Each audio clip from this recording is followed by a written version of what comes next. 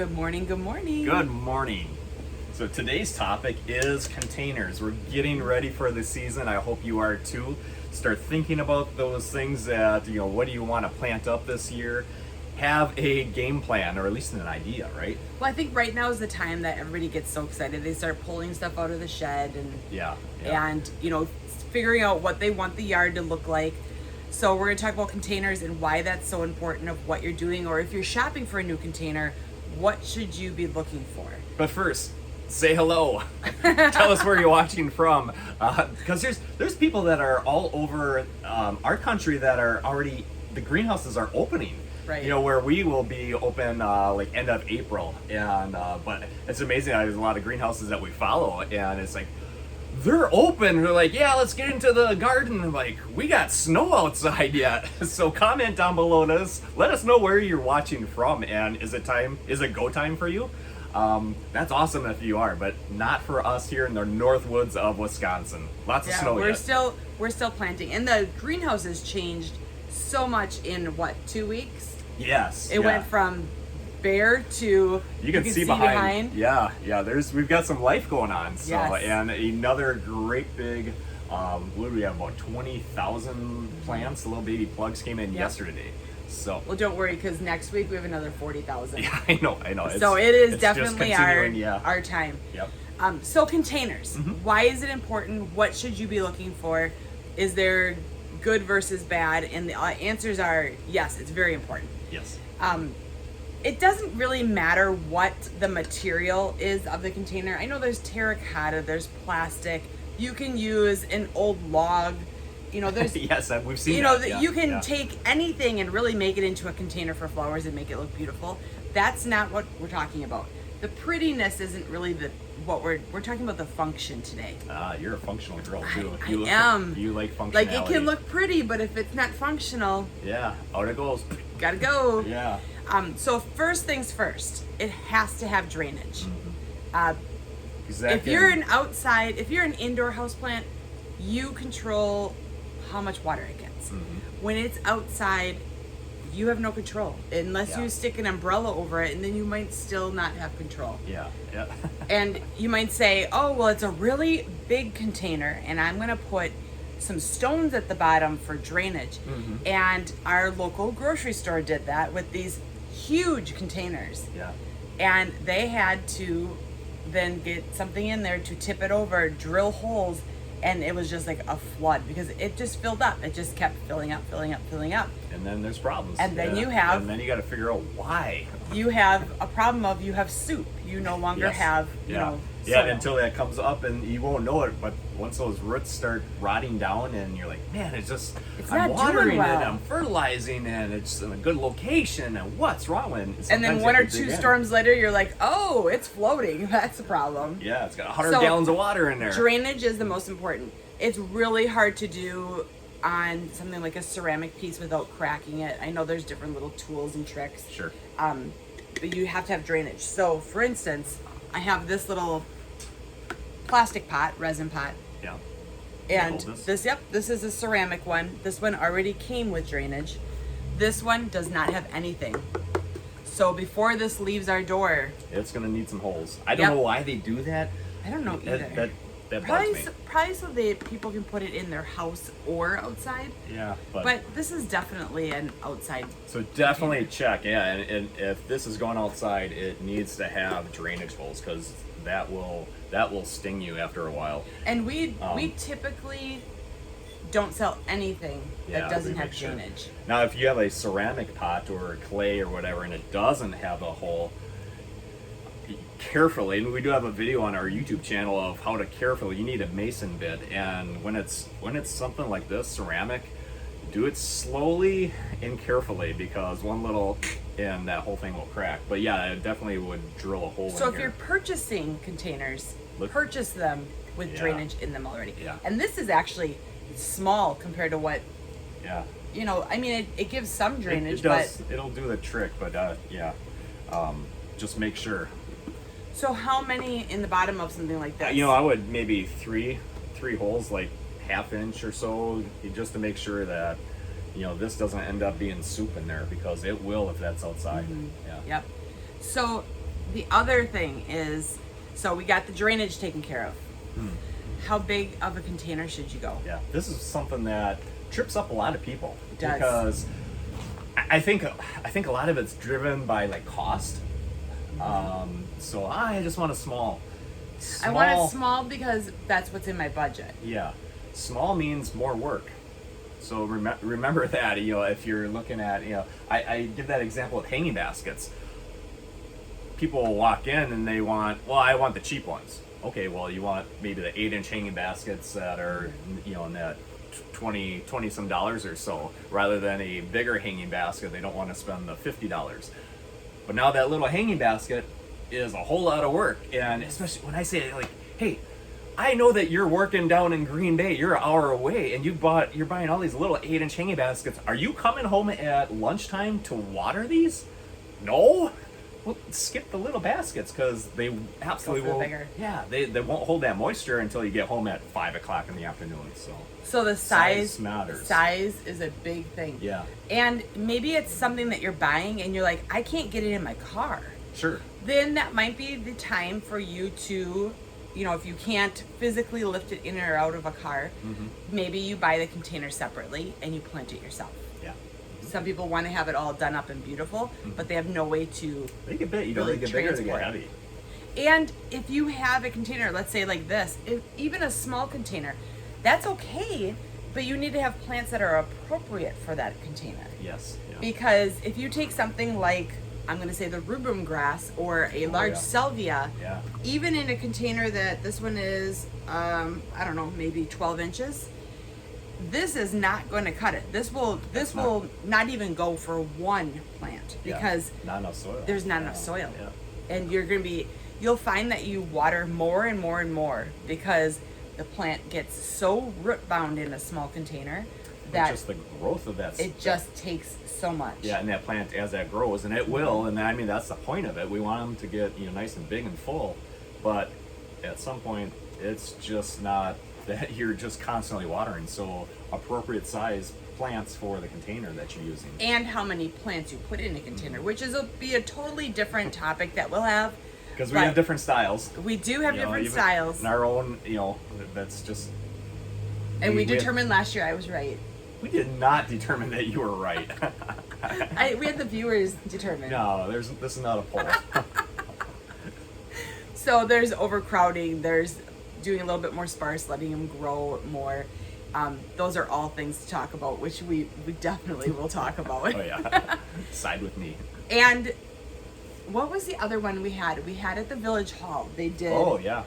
Window location. boxes. So location. Yes, they did window boxes on the scorch of the earth side of the building. The sun just south side just absolutely blasted. Windows had a special glazing on them that reflects. So it was like a mirror, basically. And the air conditioner was there. Yeah, the air conditioners are blowing like right there. So blowing hot, maybe 150 degrees. And they only did. Yeah. They were like this tall. Yeah. And I get it when you're looking at a building. You're like, oh well, it looks nice when it's up, but they were only this tall by about that wide. Just not enough soil for heaven. And they didn't water enough. Yeah. Because they watered once a day, and that was their watering time because they've got other stuff to do. Sure. And it was not the right container. It was the accumulation of the location of. We kind of picked all the wrong spots, with those windows with the glazing on them. It just reflected that, and a lot of people they have. We didn't pick that. No, we didn't. They put them where they wanted. But like a lot of people will have brick, like a home that has brick, and that can be a situation where it reflects a lot of heat onto those plants that are sitting right next up to it. So appropriate for what can handle sitting that. next to a garage on the cement. Yeah. Another great example. It's hot. It's very, very hot. But then it's also kind of hot from the bottom and the side. So location, thinking that through, and having enough soil volume to handle. Okay, well, it's going to use a lot of moisture. So, the more soil volume, it really makes it a lot easier on you. It does. Mm-hmm. And for the plant, obviously. So make sure you have drainage. Mm-hmm. Make sure you have drainage. And make sure your container is big enough for the plants that you're planting. If you're doing bedding plants, you can maybe do a little tiny container like this, and they're cute little bedding plants hanging out. But the minute you start getting into some of the bigger plants that you want, like this lush look, you need to really look at the tags and see how big that plant's gonna get. We have rules too for like our hanging baskets, and so the super petunias, we plant a lot of super petunias, but our rule is super petunias don't go in a 10-inch hanging basket because they're just gonna be monsters, and they're gonna consume so much moisture and the nutrients that a 10-inch hanging basket, the soil volume, cannot handle one super petunia. It's just too much. Right. And it's hard for our customers. Therefore, we know that we're not going to even give them that option, because they might walk in and like, oh, that looks beautiful, but it's going to be too hard. It's going to grow too big, and they're not going to care for it like they should. So that's just that. That's our mentality for our greenhouse.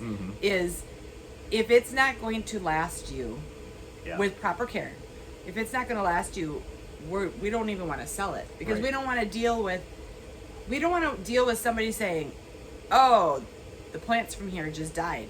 Well, that's not a true statement.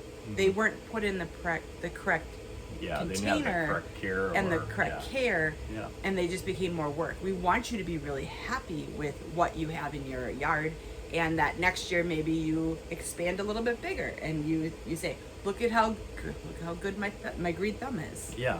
So we want you to have success, and other greenhouses, obviously need to think about that too. Of, there's some rules that we put in place because our customers, we want them to have that good experience. We don't want you to spend that money on a hanging basket or several, and then, they didn't last for 2 weeks. So it's there's just some things, and there's some rules that we put in place that, okay, example, super petunias, we don't put them in a 10-inch. They only go in 12-inch and bigger. So what kind of containers do you like? Do you do homemade ones where you're, just kind of putting together slabs of wood, like you actually make your own container? Do you buy terracotta? Do you do the plastic? What are some other containers that are out there? The cocoa liners. That's another good liners. I mean, that's really a whole topic, and then we do have a video on our YouTube channel on cocoa liners, because they look pretty.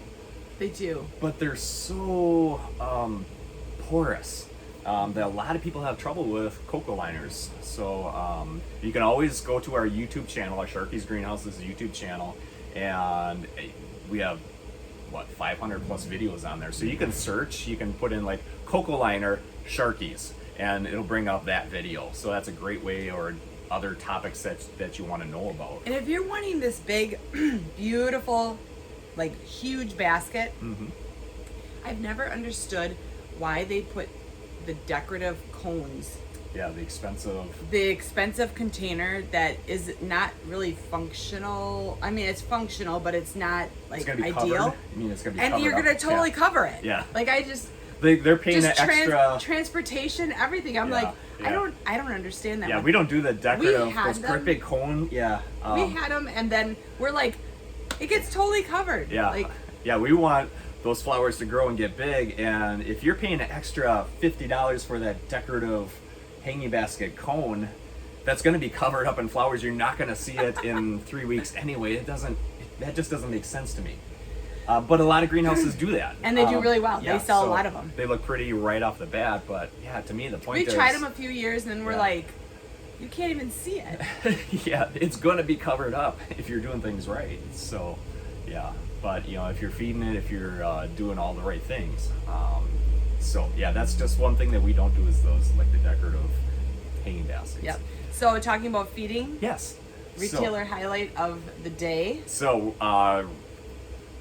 we want to say thank you to Dalton Corner Store in Dalton, Minnesota. They are our latest Beat Your Neighbor Fertilizer retailer. So you can find them in Dalton, Minnesota. Were they open? I believe they are open daily, because they're a store. They're more of a store. But call and make sure. Just check on their Facebook. But they had posted a picture of their dog Lucy with our Beat Your Neighbor Fertilizer with the point of purchase display. So because Lucy's a black lab, so very cute. You go check out that picture. It's really cool. But anyway, Dalton Corner Store in Dalton, Minnesota is our latest Be Your Neighbor Fertilizer retailer. So And we're getting a lot. You've been contacting a lot of people who have emailed us and getting those accounts set up for wholesale. So we always encourage you to go to the greenhouses that carry us. Yes. And go get the fertilizer from them. But if you can't and you don't have one near you, because there's some that there's just nothing around, you can order off of the beatyourneighbor.com. Mm-hmm. Yeah, and also at beatyourneighbor.com you can find those retailers. We have a map, so that's the easiest way, because a lot of people will message us or comment like, "Hey, is there one in wherever?" Just go to that retailer map on our beatyourneighbor.com website, and it's a map. You can just, hey, I live here. I'm just gonna look in this area, and you can find a retailer. Or maybe you're a greenhouse that you're like, is there anybody else selling it around me? Yeah. You can click that map and see it. Yeah, or you can be our next retailer. So you can contact us and let us know. So yes, Dalton Corner Store in Dalton, Minnesota. All right. So big day today. We have so much to do today. I know. The recycling is Don't you wish you could heat the greenhouses with? We literally have an entire garage, top to bottom, with just cardboard. And last week we had it in a half a garage, and I'm like, it just doesn't stop coming. Yeah. But that means that we have a lot of plants, and we have a lot of planting. So today I'm working on. I have baskets to finish up. Mm-hmm. I got more product in, so I have to figure that out. And then we're going to be filling in. You can kind of see behind us, we started filling in the walls with pots. So but we have all the vines. All the vines, and we have more on that side to do. Coleus came in. Maybe I'll do a picture with all the pretty coleus. Yeah. And what else do we have in? Some petunias, some portulaca. The sun impatiens came in. I'm looking around salvia. We have a lot. Yes. Yeah. And we need to get them done, because guess what's coming next week? More stuff. So boy, if you don't stay on top of it and plant as it comes in, it stacks up, and you get to the next week and more stuff's coming in and you're behind. And the problem with plugs is, because everyone's like, oh, I want plugs. Plugs dry out very quickly because it's a very light mixture in there. It's not a real heavy. And it's just some plugs are a little bit bigger, some are just like the size of your finger. Mm-hmm. And they dry out very quickly. So you need to stay on top of watering them. Keep them wet. But also you can't keep them too wet, because they're so tight together that they don't have the airflow in between them. Yeah. That's why they're shipping them out to us. It's best to get them planted right away for us. Yeah, for us to do. So not sit there around is. Too long. I'm looking at the work, and I'm like, whoo! Yeah. And we take Wednesdays as our day to not have people come in. No employees. Right. Yeah. And so I will mentally get prepared for all of them to come back tomorrow and be like, okay, I got everything situated. I'll do my stuff, and then tomorrow we'll run through. Yeah, get all those pots ready to roll and hit it hard tomorrow morning of planting. It's going to be a beautiful day. The sun's out already, so I know that I'm going to be watering, because now and I have to get myself in that habit of, it's kind of like hit or miss watering, but now it's going to be, we have some nice days. Mm-hmm. As soon as that sun comes out, there's temperature in the greenhouses, and it doesn't matter what it is outside, because it's outside. I was looking at the temperature gauge. It's pretty cool yet. It is, but that sun is peeking in, and it'll be 85 degrees plus for sure. It'll probably be 100 degrees in here today just with that sunshine. So have a good rest of the morning, and we will see you tomorrow. All right, bye-bye.